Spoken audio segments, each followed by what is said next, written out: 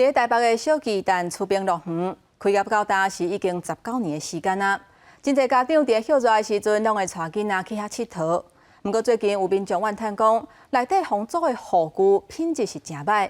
也若负责管理的台北捷运公司讲，这个月中会随换一批新的。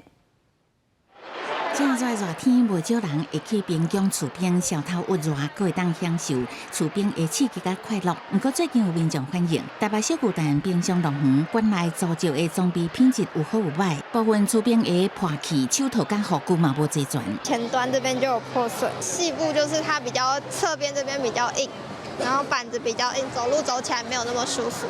可能在清洁方面跟破损方面的整理这样子哦，它有时候会缺一些那个配件。 负责营运管理的台北捷运公司表示，台北小巨蛋冰箱乐园休热期间平均有1200至1600人入场，非休热期间平常时啊嘛有700至800人。游客若是先无啊冰鞋护具了后，拢会消毒检视使用情形，每个月底拢还阁会定期整理，一定8月中会换一批新的护具，安尼就会当解决装备欠损的问题。 设备的装备的契约啊，大概就是所谓的开口契约。那其实本来预计在8月中就准备要更换一批了。台北捷运公司是讲，休热期间可能因为买票游客真多，全套护具出租的数量周转检查未赴，后续会加强员工的训练，也加补充每工义工使用量，通减少游客不满。记者综合报道。